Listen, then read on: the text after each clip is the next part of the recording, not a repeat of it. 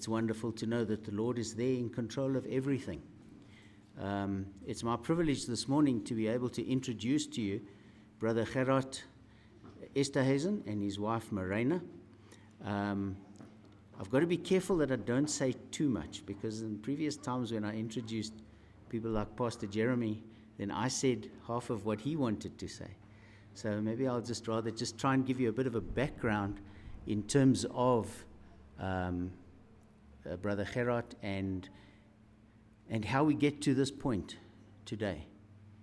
Benoni Bible Church was started 41 years ago by a missionary couple that came to South Africa from America.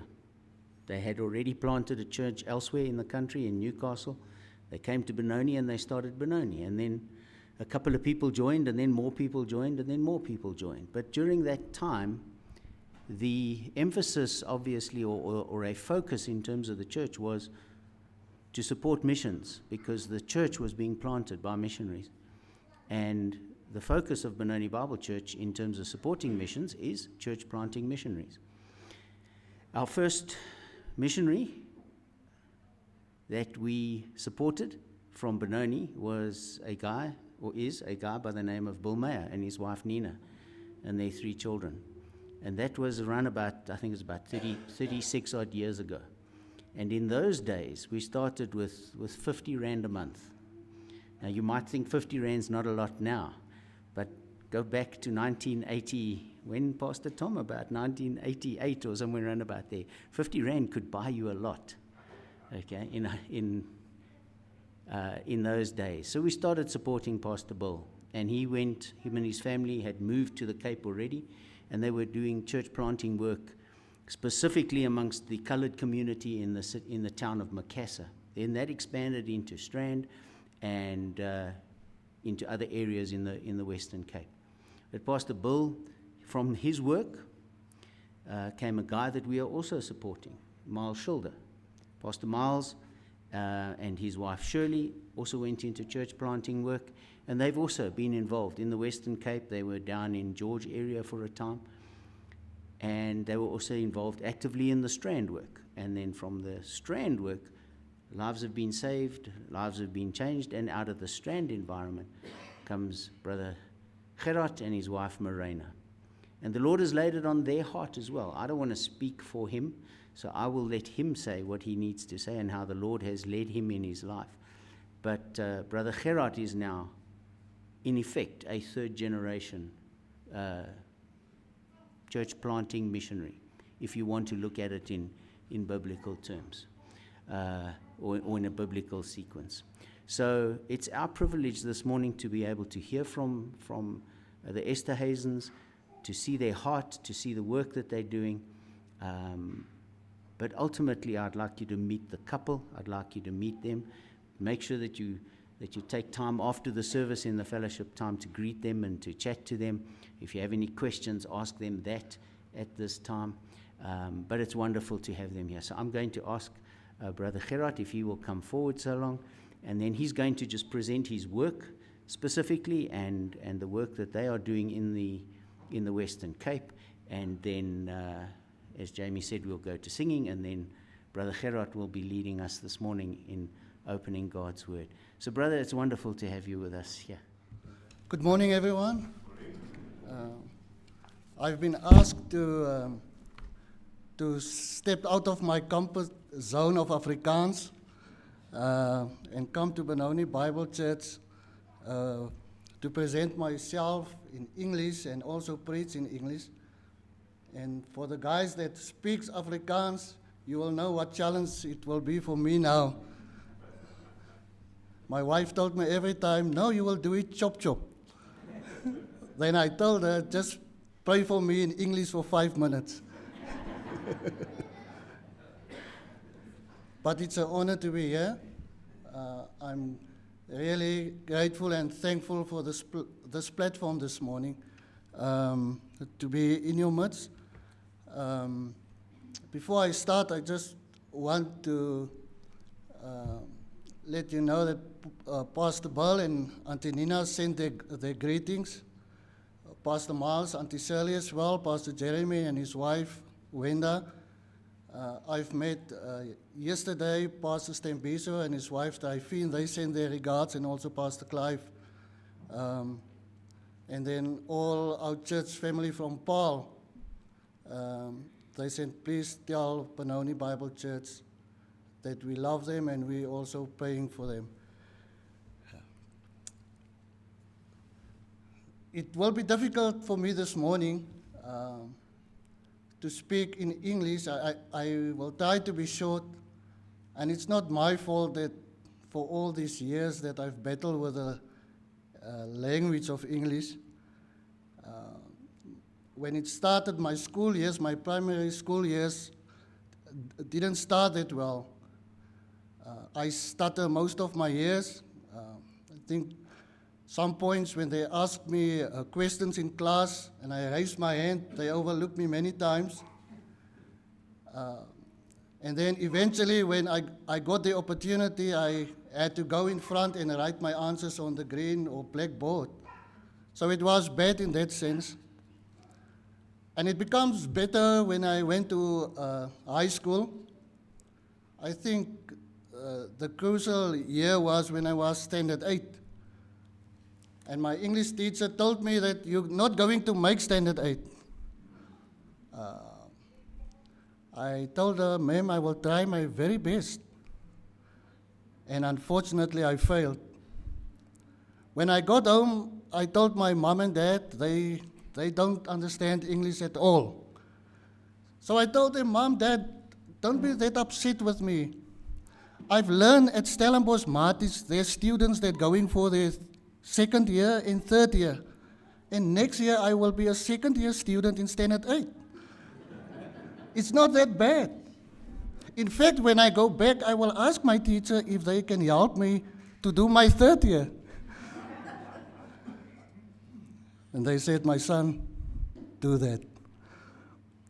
Unfortunately, without my permission and my consent, they promoted me to standard 9. So that's as far as English goes. But yeah, I'm honored, Pastor Rocky. Thank you so much for this opportunity and also for this church. I believe you recently or last year celebrated your 4th anniversary, 40th. I've been saved 2002 when I met Pastor Miles and also Pastor Bill, and come to terms that this church was supporting them for many, many years. And all that they invested in me is because you were behind them in prayer and financial support, and allow them to minister to me and so many others.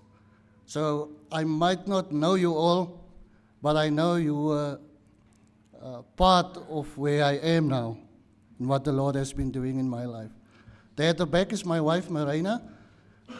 Marina, if you don't mind, will you not stand so that the people can see how lovely you are? Yeah. Isn't she beautiful? Yeah. I told her many times in English, my wife, you look fantastic, Moroccative. I don't know what it is. But yeah, we've been married for 27 years, as you can see on slide number 1, and been saved in 2002. I'm going to be briefed. I remember September 22, 2002. On that Sunday morning, I just woke up. I walk about 5 kilometers from my house to the direction of Strand, where I've met on. I think if you can go to slide number 2. Not that one, I think it's number 3. Yeah, where I met Strand Baptist Bible Church when they were serving in one of the class rooms at that particular school. And for the first time, they welcomed me wholeheartedly at the door. And immediately they left such an influence. You will not know what it meant when you go into a church and be welcomed with so much love and warmth. I went back and I told my wife about that experience. So they took me home. They make an appointment to come and visit on the Tuesday, which they did come. But unfortunately, that evening I'd made sure that I'm not there. They met my wife, they shared the gospel with her, and she got saved that Tuesday. I went to church the next Sunday, and they made an appointment with her to start discipleship. And on that Tuesday, I sat in to try to listen what this thing is all about now. And I remember at the end of that discipleship lesson that was about assurance of salvation, through that lesson, I started to think about my own life and been brought up in a church and come to terms that I'm not really saved. In fact, I was mad with myself knowing that according to John 1 verse 12, if I didn't accept Christ as my personal Lord and Savior, then I'm lost. I saw myself with my certificate, and my nice suit, being part of a church for so many years, and thought that my relationship was okay with the Lord. And then I told one of the gentlemen, "No, I want to get saved. I want to accept Christ as my Savior." And I am so thankful that I did make that decision on that particular Tuesday. And then on slide number 1, you will see there that I've been part of the church plant in Paarl since 2018, the time when Pastor Miles went to Paarl, the church my sending church, where Pastor Jeremy is currently the pastor. They sent 2 couples there. I raised my hand and I told them that I want to be part of that supporting structure there in Paarl. So they sent me, my wife, and another couple to help them out. In the meantime, I was trained through the Baptist Bible College with various pastors there in the Strand, Somerset West area, and ordained into ministry the 1st of May 2022, and I'm currently leading the church with the end goal to hand over, and I'm asking you to pray for me in that regard, as it is a challenge. Slide 2, you will see that young lady there, that's our daughter, Vanessa Estreisen, our grandson, Latham, and also Leighton van der Rede. We are now working with him. My daughter fell into sin 2 years back. She repented of that. She's walking with the Lord, helping my wife in the background with the Sunday school duties. Leighton, we didn't give up on him. We share the gospel with him time over time, and eventually he accepted Christ as his Savior. And after that, we still do have some challenges. And as a dad, I wanted to make sure that he accepted Christ for the right reasons and not feel sorry that he had been caught out and still want to see an opportunity to marry my daughter. He got saved, and I can say that in the near future, we will hear wedding bells, God willing, as we're working with them.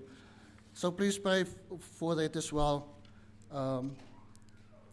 Slide number 3, that picture there were a lot of my community members in that picture. Many of them are not there, but there is a few since 2002 that also accepted Christ as their Savior and still serving in Strand Baptist Bible Church. If you can go to slide number 4, that's the Strand Baptist Bible Church, my sending church, formerly led by Pastor Miles' leadership, and is now under the leadership of Pastor Jeremy van Renen that you also met recently. So it is in this church where I met Pastor Miles and Pastor Bill. I became actively involved in various ministries within the local church, including serving as a song leader, being part of the choir ministry and later served several terms as deacon. Through consistent involvement in evangelism, mission conferences, and teaching of God's word, the Lord began to burden my heart for ministry.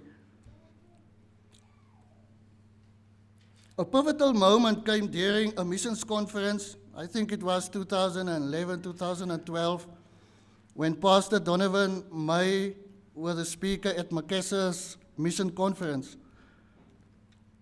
He was speaking that evening out of Ezekiel 33, the first 7 verses, and I remember that theme of his sermon when he was preaching on blow the trumpet and warn the people.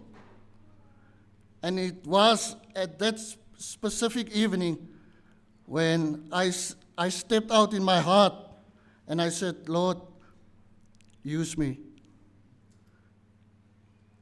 I want to be somebody that you can use to blow the gospel trumpet.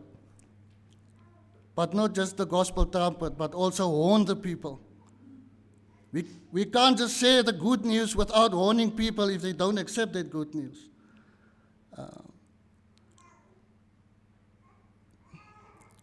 It was then when I surrendered my life fully to the Lord's service.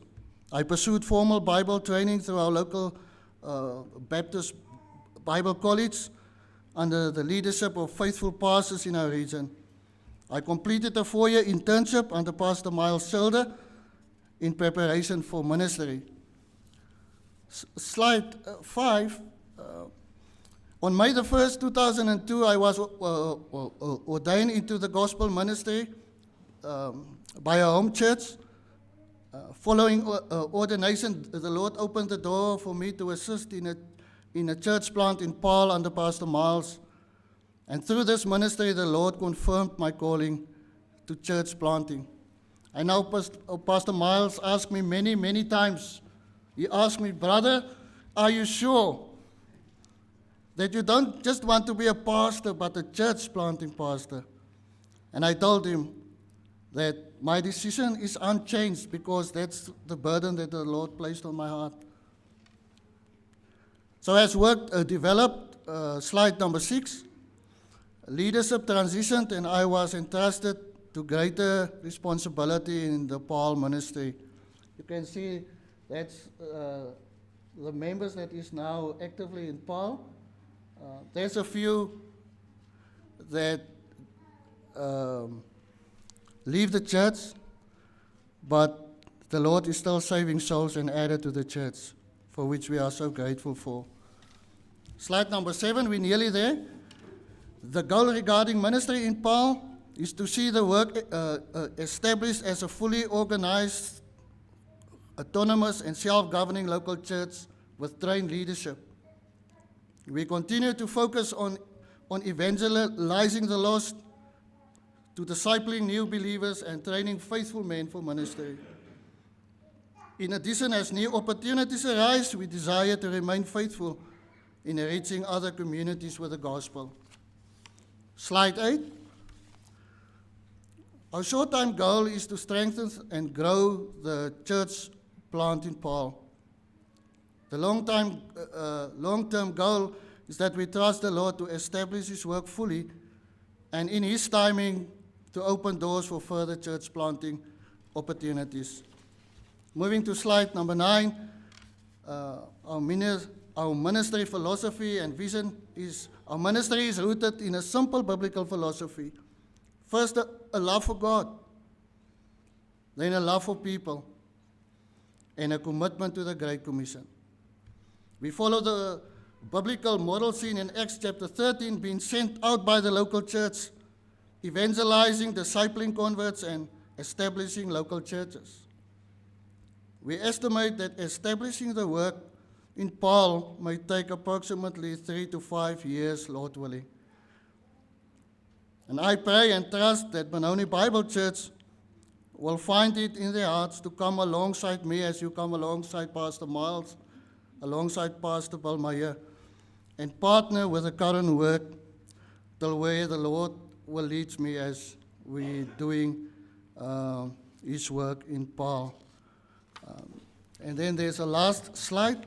I did have 28, but when Brother Rodney sent me the guidelines, I end up unfortunately on slide 10, which is my prayer request for you as a church, that you will pray that me, myself, and Marina will serve the Lord faithfully. Church plant is not easy, but please pray for that. Please pray that the Lord will grant us wisdom in decision making, and also as we plan, that we will look to Him for advice and to guide us. Please pray for church growth. Please pray for good health for ministry. And lastly, please pray with us for salvation of the people in Paarl. Thank you so much for this opportunity.